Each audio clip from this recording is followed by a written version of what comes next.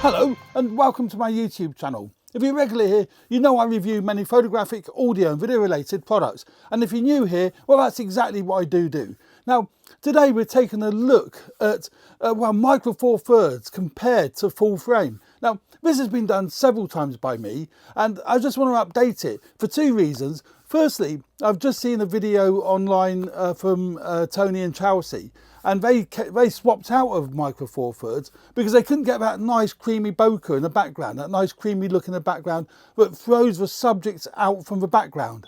And of course, portrait photographers use that a lot when they're doing portrait photography. It makes a lot of sense. Set a wider aperture, that way your background isn't distracting from the actual person or the item that you're filming or photographing. So I thought I'd do a little experiment today. Firstly, to do that, and secondly, to see how good my Olympus OM-D EM-5 Mark III works in the studio for filming. I've done a bit of vlogging with it, but I've not actually done any filming with it. I do find there's one thing with it that I'm not impressed with, but it's not a fault with a camera, it's just an idiosyncrasy of a camera. And that is, it's a tiny little record light. You're not 100% sure that you're recording, and certainly with my eyes there's no clear signal that you are recording, and the audio levels are really small on the screen, so you can never be too sure what the audio is going to be like. So, you know, that all being said, I'm not looking at the audio. The audio has been recorded via my Holyland Lark 150 radio microphone, and that's going into one of my A7Cs. And I've got a backup audio with the Sennheiser MKE600 going into my Sony A7R Mark III. So today I'm running an A7R Mark III, which is a nice really wide shot over there with a backup audio. I'm running an A7C with the 35mm f1.8 lens on, getting the wide shot. I've got that in APS-C mode, I think. I might have it in full frame mode, I'm not sure. Certainly the A7R III is in APS-C mode. So although it's a full frame camera, I didn't want the full 20mm wide angle that the Tamron lens gives, because that's what I've got fitted to it, my Tamron full frame wide angle lens, and I've got it in APS-C mode. And then I've got my other A7C with the f1.8 85mm portrait lens on, and that's in full frame mode. That's at the back of the room here, and that's getting the tight shot. So I'm going to be comparing the A7C with its 85mm lens to the Olympus OM-D EM-5 Mark III here with the Sigma f1.4 30mm lens. Now on micro four thirds terms, the 30mm will become effectively 60mm. So it's a really nice portrait lens. They're both the same distance away from me. So I just want to see really, can you still get a nice separation from me to the background, which you can in full frame? And I'm interested to see if you can or if you can't. Obviously Sony and Chelsea swapped out their micro four thirds kit and went for full frame for that very reason. They wanted to throw the background out of focus, which makes a lot of sense, particularly when you're doing this kind of thing. You don't want a distracting background, you want it out of focus. Also, I'm testing out the autofocus on the EM-5 Mark III. It has got phase detect autofocus as well as contrast detect. That's a big thing lacking with the Panasonic bodies. They are only contrast detect. Panasonic call it depth and defocus, but effectively it is still contrast detect autofocus. And you get hunting, particularly if you've got bright sparkles in the background, it will hunt, or pulse really, it pulses. It shouldn't do that with the EM-5 Mark III, so I'm very curious to see how well that works. But the downside with using the EM-5 Mark III as my studio camera, even if I can get nice creamy bokeh, you've got the 30-minute record limit, which you don't have on the Sony cameras. They'll just keep on going and going. So if I make any mistakes, what the heck, it don't make any odds. But with the EM-5 Mark III, there is a record limit of 30 minutes. Secondly, the power, you can only run it off battery. You can charge the battery via USB-C, but you can't, sorry, micro USB, not USB-C, micro USB, but you can't run the camera from a USB block, which is a great pity, because otherwise I could use it in the studio and not worry about the battery running out. So I have charged the battery up on the EM-5 Mark III. I'm I'm hoping it doesn't run out on me. We shall see. So this isn't really a lens comparison test to see if a Sigma lens is better than the Sony lens. I've done all those sort of reviews in the past. This is this is purely to see about the bokeh, and the fact that the Sigma is set to f1.4.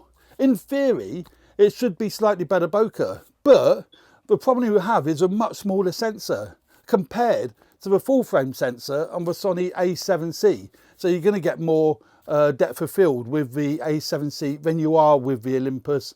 But I just want to see how noticeable it is. And you guys and girls can actually then see how noticeable from exactly the same distance, in the same light, and obviously it's the same shot. So I will cut between the two. So you will actually be able to see a direct comparison. I think you'll find the framing is pretty much the same as well on the Sony to what it is on the Olympus. So I do like the screen on the Olympus EM-5 Mark III. It's a nice bright screen. And you can clearly see your shutter speed and your aperture on it. Not quite so much on the A7C. The other annoying thing with the A7C is when you plug in something into the HDMI port. Now, for example, I've got two monitors plugged into the HDMI ports on both my A7Cs. It blacks out the screen on the back of the camera. So you can see it recording and see the audio levels, but you can't see the picture. So if you had somebody behind the camera, that could potentially be an issue because a camera person wouldn't be able to see what you're filming, although the person you're filming would be able to if a screen was facing them. So I've plugged in two bigger screens so I can see better, you know, what's going on. And I can see the audio levels lovely on these two bigger screens, and in fact I've got good audio levels. I can't quite see that on the EM5 Mark III. The other thing I want to see is, does it split the files up? Because that was a big problem with previous Olympus cameras when you're filming. Instead of creating one file, which is what the Sonys do, you get one file, you put it into your edit suite, jobs are good 'un. With the Olympus, it used to create on the OM-1 Mark II, loads of separate files. Well, not loads, but it was about 5-minute sections. So if you're recording longer than 5 minutes, you'll get more 1, 2, 3, so forth clips. Then you have to combine them while you're editing. So I've yet to try that because obviously I've only done a bit of vlogging with it. I've not done any long-term filming with it. So this is a test for that as well. What I'll do, once I've finished this section, I will come back to you with, once I've had a look at it on the computer, I'm going to take the card out, the SD card out the camera, and I'm going to have a quick look at it, and then I'll explain to you what I think about the bokeh, and also whether it did split it into lots of different clips or whether it was just one clip. Because you guys and girls may find that useful as well if you're looking at purchasing the EM5 Mark III. Also, see what the autofocus is like. I'm hoping it's going to be sharp, it's going to be spot on. So I see no reason why it shouldn't be, really, to be honest. So there we go. What we're going to do now, I'm just going to stop the cameras, and then I'm going to have a quick look at the computer, and I'll be right back to you. Although you'll see me come right back straight away, but I'll be right back to you in just a minute. I've had a quick look at the files on the computer, and yeah, I was quite right. It has split the files into 3 separate clips. So that one, what was that, 10 minutes or so? It created 3 clips from one scene. Now that becomes, for me, really problematic because like now I'm refilming this second sequence on the same SD card. So I'm going to have lots of clips, and then I'm going to have to work out which ones belong to which video, as it were, before I can set up the multicam edit. So there's a little bit more work involved. But the nice thing is, the bokeh was beautiful. There was no issues. In fact, it was really creamy. So this Sigma 30mm f1.4 is a great lens. So if you're doing interviews, it's a great lens and it's a great combination. You'll have no problems with Micro Four Thirds whatsoever. And I really don't quite understand what Tony and Chelsea was on about when they said you can't get that creamy look. You can't with a wider lens, obviously, but you wouldn't be able to so much with full frame either. And I've got my full frame 35mm lens set on my A7C there, and that's shooting at f1.8, but you're not getting a creamy bokeh, you know, because you can't do. So I don't quite know what he said where he swapped out Micro Four Thirds. It's not man enough of a job. It certainly is man enough of a job, and I clearly wanted to point that out. I still really enjoy Micro Four Thirds. I just wish that the Olympus had the same format and the same system as what Panasonic have. The Panasonic cameras create one file. You don't end up with lots and lots of files. You imagine you're doing a long video all day long. You're going to have a hell of a lot of clips there that you're going to have to sort through. So you might actually only have, say, 3 interviews, but there might be 18, 19, 20 clips for those 3 interviews. So it's a bit of a pain in the butt. I also found the autofocus was absolutely spot on. There was no pulsing, there was no hunting, and that is down to the phase detect autofocus points on the EM-5 Mark III. It has got the newer 20 megapixel sensor that's in the EM-1 Mark III. It's a great combination, and the battery seems to be doing pretty well.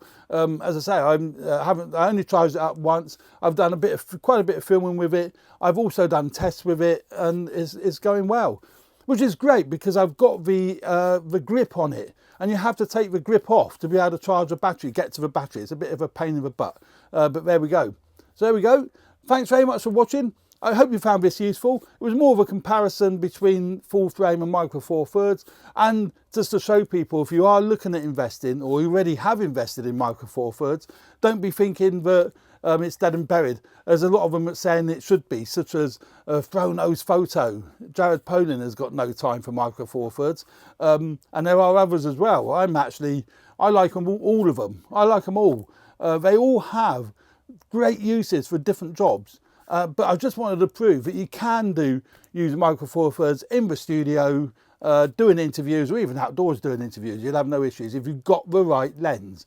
And as I say, this Sigma 30mm f1.4 is a great lens. It's not expensive, lovely sharp images and lovely colours. So there we go. There will be a link in the description to my Amazon affiliate page where you can actually purchase either the EM-5 Mark III, the A7Cs, the Sigma lenses, whatever. So there'll be a link in the description for that. I do earn a few pennies if you purchase anything through that link, but it's well worth looking at. And I say the EM-5 Mark III is a great camera. I'll also put a link to my Flickr page where if you want to see sample images taken with the EM-5 Mark III and the Sony A7c, which is over there, then by all means take a look at my Flickr page as well. So there we go. Thanks very much for watching. I hope you found this review useful. I do really enjoy making this content, and I'm really enjoying the feedback that I'm getting. It's really good. So thanks for all of that as well. So thanks for watching. Enjoy the channel and stay tuned for more videos relating to video and photography. Cheers for now. Bye.